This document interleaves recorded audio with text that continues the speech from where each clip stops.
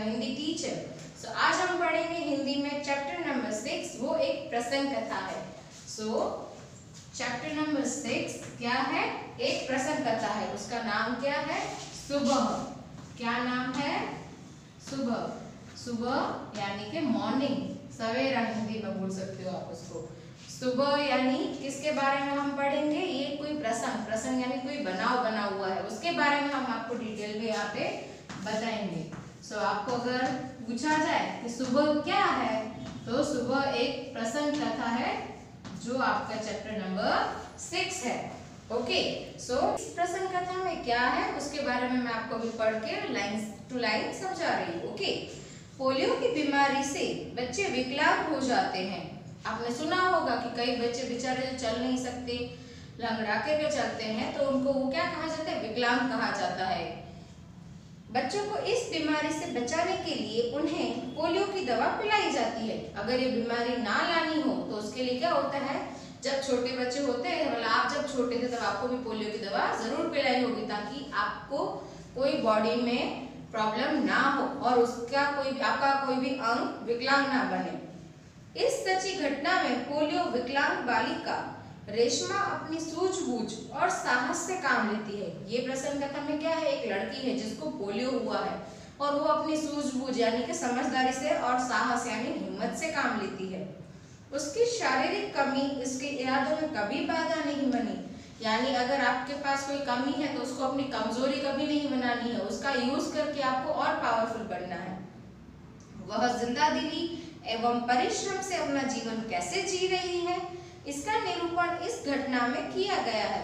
सो आपको वो देखना है कि जिंदा दिली यानी कि अगर आपको चोट भी लग जाती है तो आपका माइंड ऑफ हो जाता है कि चलो मुझे चोट लगी, मेरा मन नहीं लग रहा, पर जिनका पूरा बॉडी एक पार्ट ही डिस्ट्रॉय होता है यानी थोड़ा खराब होता है, तो उनको समझ में आता है, वो उसमें उदास हो जाते हैं। पर हमें उदास नहीं होना है, बल्कि उसका सहारा लेकर के उसको हमारी ताकत बनानी है और उसी के साथ हमें जीना सीखना चाहिए। ओके, सो अब यहाँ पे मैं लेसन स्टार्ट कर रही हूँ। सो वन बाय वन मैं आपको एक्सप्लेन करूंगी। सुबह सुबह रेशमा ने देखा कि घर के सभी लोग सफाई में व्यस्त थे। व्यस्त थे यानी कि काम में लगे हुए थे। तो यहाँ पे एक हार्ड वर्ड है व्यस्त, यानी क्या होगा? व्यस्त यानी काम में लगे हुए।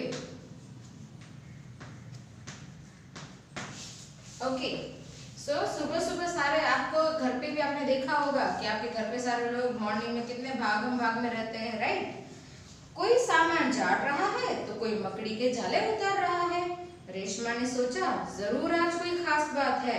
रेशमा को लगा होगा ना सडनली अगर जैसे त्योहार होता है आपके घर में तो कैसे एकदम से काम बढ़ जाता है, तो इसको भी लगा कि पक्का आज कुछ तो बात है। माँ, आज कोई खास बात है? सब इतनी सुबह उठकर घर की सफाई में जुटे हैं। रेशमा ने उत्सुकता से पूछा। रेशमा ने क्या पूछा? उसको एक्साइटेड हो गई कि हाँ चलो कुछ नया है, कि आज कुछ खास बात है। हाँ बिटिया रानी, त्योहार के दिन है, भूल गई क्या? पहले से ही साफ सफाई हो जाए तो अच्छी तरह त्योहार का आनंद ले पाएंगे। तो यहाँ आपने देखा एक वर्ड आया था, राइट? कौन सा था? उत्सुकता। तो हम यहाँ पे लिखेंगे उत्सुकता यानी तीव्र इच्छा। कोई भी बात जानने की आपकी इच्छा होती है ना, जब आप पहली बार कोई नया फेस्टिवल देखोगे या कोई नई चीज देखोगे और जब तक आपको उसकी इंफॉर्मेशन नहीं मिलेगी, उसके बारे में जानकारी नहीं मिलेगी, तब तक आपकी इच्छा जरूर बनी रहेगी कि हाँ मुझे इस बारे में जरूर जानना है। माँ ने प्यार से रेशमा के गाल को सहलाते हुए कहा। क्या कहा? कि पहले से सफाई कर ले तो त्योहार का मजा बहुत अच्छा आता है। ओह, मैं तो एकदम भुलक्कड़ हो गई हूँ। पर माँ, आपने मुझे तो कोई काम सौंपा ही नहीं, मैं क्या करूँ बताओ माँ।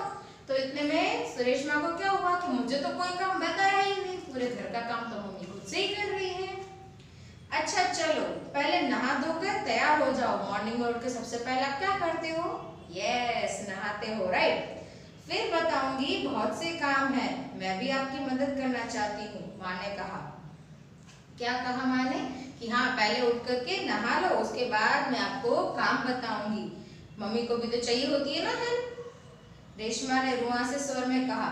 मदद तो मैं जरूर लूंगी, मैंने तुम्हारे लिए कई काम सोच रखे हैं। नहा धोकर नाश्ता कर लो, फिर बताऊंगी। कहते कहते माँ ने रेशमा को उसकी पहिए वाली कुर्सी पर बिठा दिया। रेशमा को क्या बोला उसकी मम्मी ने कि पहले तुम नहा लो, उसके बाद मैं आपको काम बताऊंगी। और रेशमा, जैसे मैंने बताया आपको कि वो विकलांग थी, यानी कि उसका अंग एक काम नहीं कर रहा था, उसको पोलियो की बीमारी थी, यानी वो चल सकती नहीं थी। देखो आपको पिक्चर में दिखेगा, राइट। सो जैसे आप पिक्चर में देख रहे हो, उसकी मम्मी उसको कहाँ पे, पहिए वाली चेयर के ऊपर बिठा रही है। ओके, रेशमा ने अपनी पहिए वाली कुर्सी को धीरे धीरे धकेला और अपने दैनिक कार्यों में लग गई। दैनिक यानी यहाँ पे ये भी हार्ड वर्ड है, तो हम यहाँ पे लिखेंगे दैनिक। दैनिक मतलब रोजाना, जैसे कि आप रोज सुबह उठते हो, ब्रश करते हो, नहाते हो, तो ये आपका रेगुलर रूटीन हो गया। रूटीन मतलब रोजाना उठ करके आप जो डेली काम करते हो, वो सारे काम आपके रोजाना काम हो गए। उसके बाद नेक्स्ट लाइन में पढ़ेंगे, रेशमा जब 5 साल की थी तभी से उसके दोनों पैर काम नहीं करते थे। कितने साल की थी रेशमा? यस, 5 साल की थी, तब से उसके दोनों पैर काम नहीं करते थे। उसे बहुत तेज बुखार हुआ और घुटनों से नीचे दोनों पांव एकदम बेजान हो गए। उसको क्या हुआ? एकदम से तेज बुखार आया और उसके दोनों पांव एकदम से बेजान हो गए, यानी कि जान ही निकल गई हो, कुछ मूवमेंट नहीं हो रही थी। बहुत इलाज करवाया पर रेशमा के पांव में जान नहीं आई। पोलियो की बीमारी जिसको होती है उसको दोनों पैर काम नहीं करते, यानी कितना भी इलाज करवा लो बट वो ठीक नहीं हो पाते। उसे पोलियो हो गया था। रेशमा बहुत हिम्मत वाली लड़की थी। हिम्मत वाली लड़की थी ना।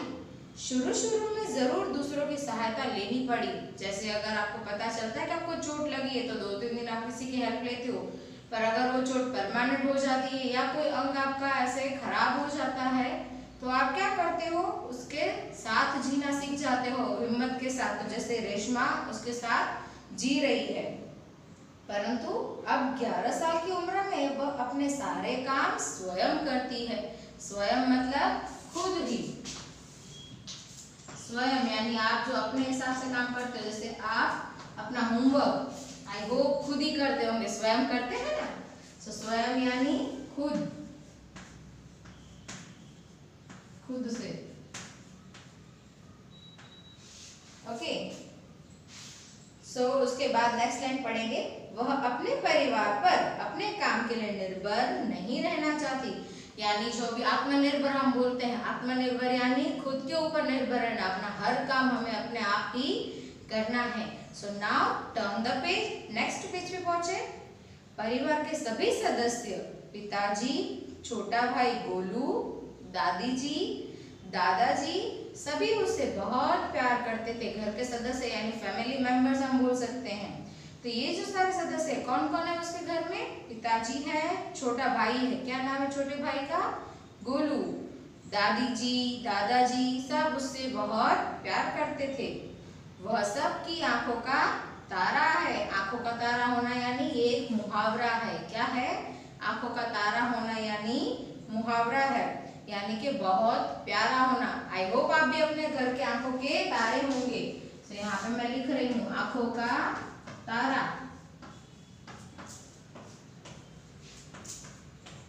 आंखों का तारा यानी सबका प्यारा होना, सबका बहुत प्यारा होना।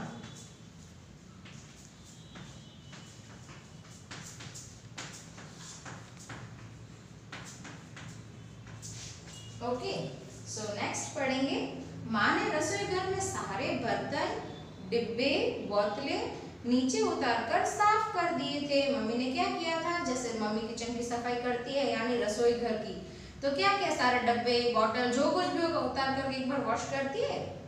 उन्होंने रेशमा को आवाज दी, रेशु अगर तुमने नाश्ता कर लिया हो तो काम में मेरा हाथ बटाओ। जैसे आपके घर पे आपके पेरेंट्स भी सेम करते होंगे, अगर आपको कुछ काम होगा तो बुलाते हैं ना, पेट नेम तो रखे होंगे। तो रेशमा की मम्मी ने उसका नाम क्या रखा है? रेशु। अगर तुमने नाश्ता कर लिया हो तो आ जाओ, मेरे काम में थोड़ी मदद कर दो। हाँ माँ, मैंने नाश्ता कर लिया। दूध का मेवे वाला दलिया बहुत अच्छा बना है। माँ, मैं हाथ धोकर अभी आती हूँ। उसने नाश्ता कर लिया और उसकी मम्मी ने जो उसके लिए बनाया था, क्या बनाया था? दूध का मेवे वाला दलिया। खाया है कभी? मैंने भी नहीं खाया। रेशमा अपनी कुर्सी को धकेलते हुए रसोई घर में पहुंची। अपनी कुर्सी यानी जो कुर्सी पे वो चलती है, पहिए वाली कुर्सी। रेशमा को बर्तन डिब्बों पर लेबल लगा लगा कर पकड़ाती गई और माँ उन्हें व्यवस्थित ढंग से सजाती गई। व्यवस्थित मतलब कोई भी चीज को परफेक्ट रखना, अच्छी चीज अच्छे तरीके से यानी ढंग से। तो व्यवस्थित यानी ढंग से।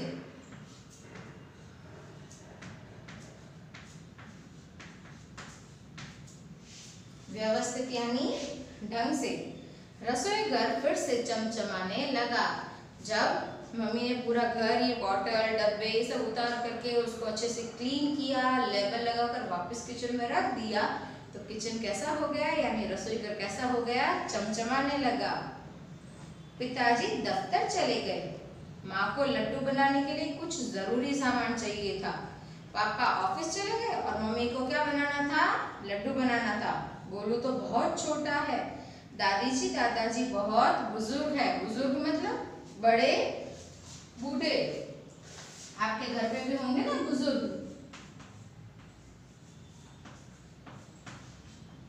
बुजुर्ग यानी बड़े बूढ़े।